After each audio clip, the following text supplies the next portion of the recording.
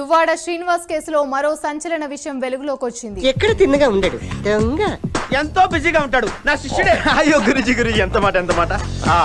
Duvvada Srinivas Madhuri voice తో ఉన్న ఓ audio ఇప్పుడు వైరల్ గా మారుతుంది.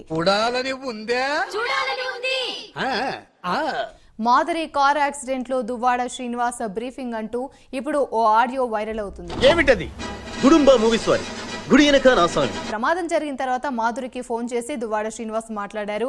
అయితే వాణి చేసిన ప్రచారం వల్లనే తాను యాక్సిడెంట్ చేసుకున్నానని చెప్పమని దువ్వాడ చెప్పారు. జీవితంలో నువ్వు ఇంకా మారను. ప్రస్తుతం సోషల్ మీడియాలో ఈ ఆడియో వైరల్ అయింది. హలో పర్లేదు, ఏమైందిరా? స్పష్టంగా ఆడియోలో ఉంది.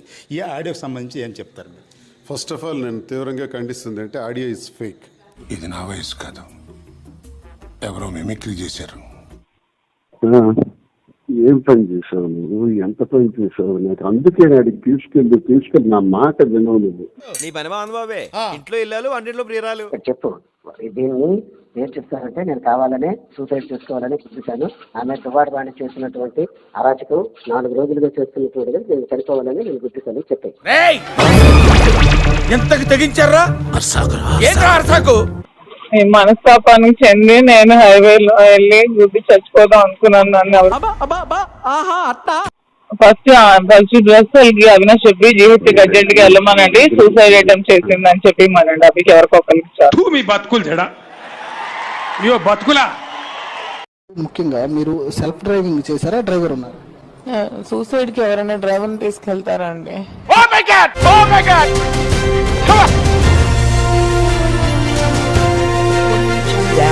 ఆడియోలో ఏముందంట, నేను వాణి పేరు చెప్పు, ఈ యాక్సిడెంట్ కారణం వాణి పేరు చెప్పు అని నేను మాధురికి అంటున్నట్టుగా విన్నాను. నాడు ఎర్రిపుక్కులు చేయడం మా వంతు. మరి నువ్వెప్పటి నుంచి మమ్మల్ని ఎర్రిపుక్కులు చేస్తున్నావు?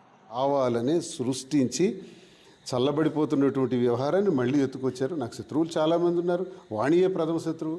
ఏమో తనే ప్రిపేర్ చేసిందేమో అనుకున్నా. అడు తిరిగి నా మీదగా వస్తాడు అనుకున్నా. అందులో వాయిస్లు కూడా సింక్ అయ్యే రీతిలో మనకు కనిపిస్తున్నవి. దీన్ని ఫేక్ అనేసి కొట్టివేయడానికి కూడా అవకాశం లేదు. నువ్వు వేసే యాశాలకి చేసే పళ్ళకైనా సంబంధం ఉందేంట్రా? అసలే సార్, మా అమ్మ కూడా అదే అంటది. మరి ఎలా దీన్ని ఫేక్ అంటారు? అంత అవసరం ఎవరికి వచ్చింది? ఇది క్రియేట్ చేయవలసిన అవసరం. నా వాయిస్ కాదే, నా వాయిస్లో ఉండే త్రో, నా వాయిస్లో ఉండే లాంగ్వేజ్లో ఉండే ఆ స్ట్రెస్డ్ సిలబల్స్, అన్స్ట్రెస్డ్ సిలబల్స్, నేను మాట్లాడే విధానం అది కానే కాదు.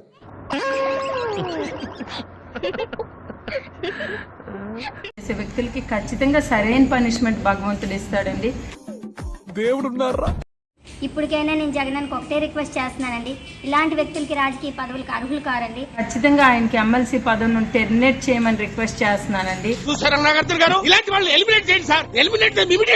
ఇప్పుడు కూడా అబద్ధాలు ఎప్పుడు కూడా ఉండిపోవండి.